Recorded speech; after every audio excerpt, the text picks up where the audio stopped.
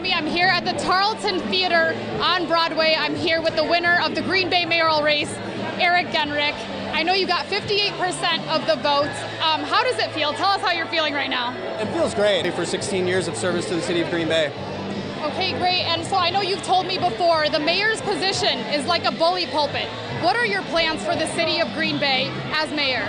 Well, associated with the office.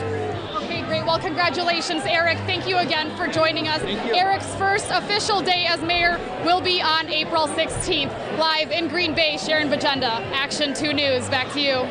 Again, crews are out here for the second day, and we still have a lot of unanswered questions like, what are these chemicals and what could they be used for? We're working to get those answers for you, and we'll update this story online and on air as we get more information. Reporting live in Green Bay, Cearron Bagenda, Action 2 News. From the lobby, you may think you can see everything Hotel Northland has to offer. But if you go all the way down to the lower level of the hotel, you'll find this hidden gem called the Alley. Thank you, Emily. I'm here at the Milwaukee Ale House in Grafton, where Dan Cole will be hosting his election party tonight. Cole hopes to unseat current Republican incumbent Glenn Grothman, who served the 6th Congressional District since 2015. The public is welcome here at the Milwaukee Ale House. The party does begin at 8 tonight. Live in Grafton, Cearron Bagenda, Action 2 News. Back to you.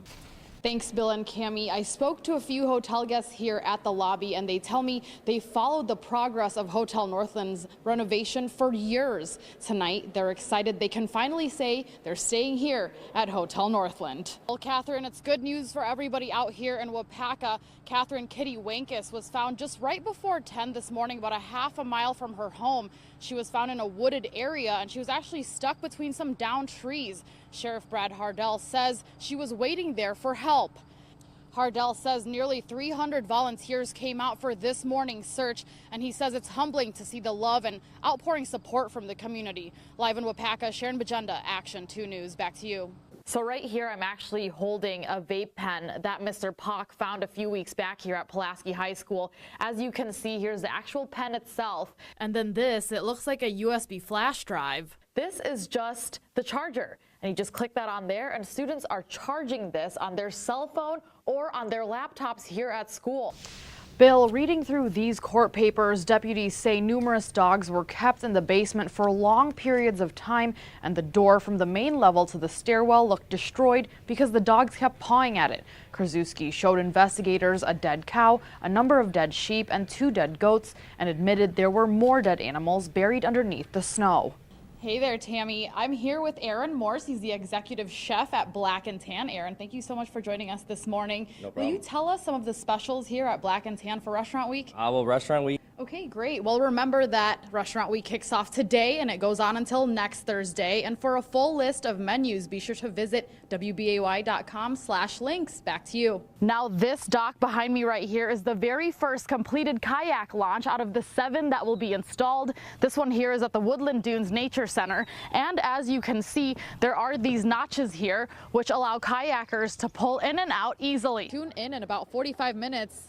I might be doing some hula hooping. We'll see. So you'll have to check back. But back to you for now in the studio. Well, That's what you call a tease. Yeah. Every year, 200,000 people make it down here for the Appleton Oktoberfest.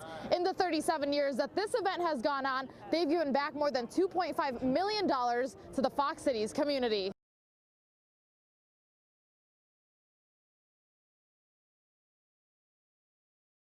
We didn't want to sue the city, but we were left with no other options. That family is suing the city of Green Bay for more than $315,000. We followed the story since the very beginning. A Green Bay water main break last winter left the Sorensen family with tens of thousands of dollars in damages.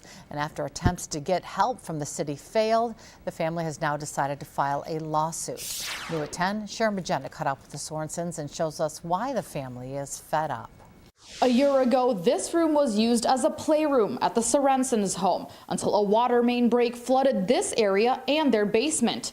Today, it's still under construction because the family can't catch up with the amount of repairs needed from that day. The Sorensens say they found more than 4.5 feet of water in their basement on February 16th, 2018. We used up all our savings, our checking, all the money we had just to get the house back up and running. Court documents show the Cearronsons are suing for $317,551 to make up for property damage, personal losses, a reduction in their home's value, and medical bills. After this, like, life went on for everybody else, the story, but for us, I mean, it's a reality every day.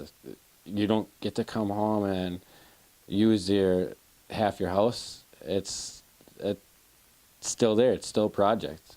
It made me sad because I didn't like it. I always would like to play downstairs with my friends.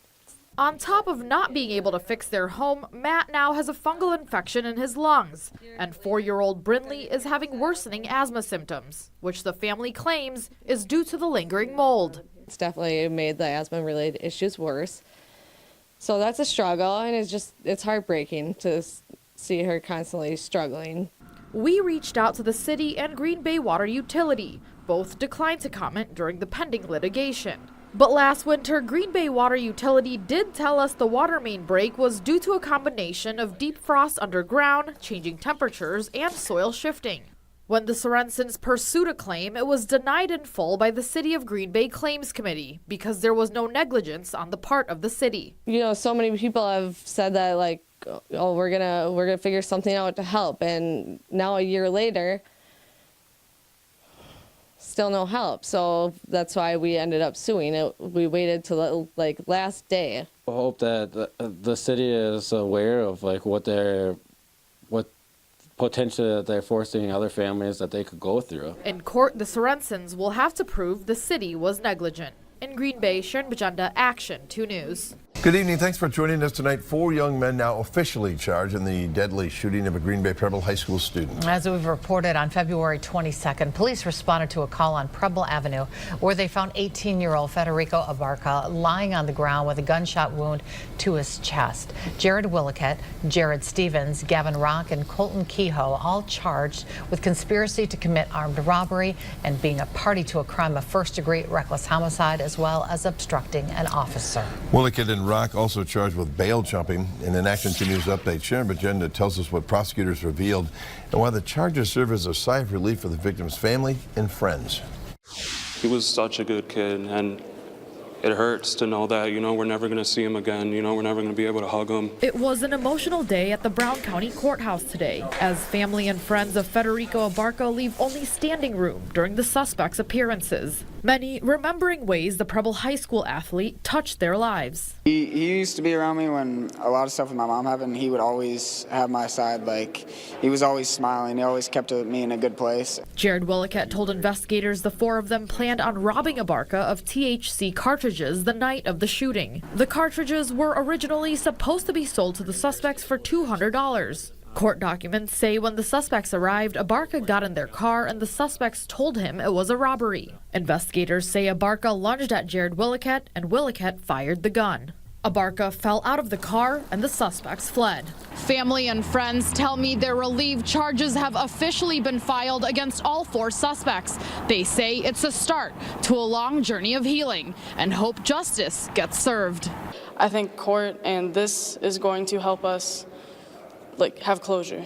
I'm glad to see they're put away and at least doubt for what they did, because nothing's going to change it now. So Jared Williquette will return to court for his preliminary hearing March 14th. Colton Kehoe, Jared Stevens, and Gavin Rock are waiting to secure attorneys. Their initial appearances will be on March 20th. Abarca's friends say they'll be at every court appearance until the end. Even the people who couldn't make it today, they've already said, oh, we're going to be at every single thing. There's not even a doubt in anyone's mind. I mean, it's not even a question, really. I feel like we really need justice for this because he didn't deserve what he got. In Green Bay, Cearron Bagenda, Action 2 News. After years of ridicule and insults, 12-year-old Jackson Smith of Marinette is making a huge difference in the lives of kids battling cancer and who have hair loss disorders and diseases. It didn't come easy, though, and it took years to accomplish. New at 10, Cearron Bagenda tells us about this young man's determination to change lives. This is Jackson Smith. He's an avid wrestler in 6th grade. Jackson's grandma, Mary Lee, is a 2-time cancer survivor, and Jackson's mom lost her best friend to cancer. He never knew my best friend, but she passed away when we were 16, And I have pictures of her all over with her little short hair and crazy wigs that she would wear. She never liked the actual ones made of hair. They were always itchy. And he just takes all of that on himself to change the world in his own way. Jackson didn't always have short hair, but always knew he wanted to make a difference. For cancer, when girls technically didn't have hair, they technically were picked on, so I wanted them to have hair. And when my mom's friend passed away, it was really tough. He's like, I want it to be free. I don't want these kids to have to pay. It's bad enough they're getting picked on. But that long hair caused Jackson to get picked on, often being called a girl. When the kids were always at recess, I would be in the detention center doing my homework. Jackson definitely took a lot of ridicule. I think it forced him, though, athletically, just to be stronger. It took Jackson 3.5 years to grow his hair out, and by the time he cut his hair, it was 16 inches long. The longer it grew, the more work it became, especially because Jackson was in sports. Jackson had to wear special caps during his wrestling meets to keep his hair out of the way. They're like, Miss, did you already check in?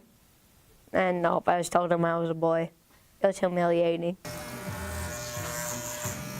But that perseverance paid off. Jackson donated a total of 11 ponytails to Wigs for Kids. The donation is enough to make more than 2 free wigs. What he's endured in 3 years is just an amount of perseverance that I can't even describe. As his parent, to look at my kid and say, I just admire you for making a huge difference, and you're 12. That's kind of crazy. In Marinette, Cearron Bagenda, Action 2 News. Great work, Jackson, and you did make a huge difference.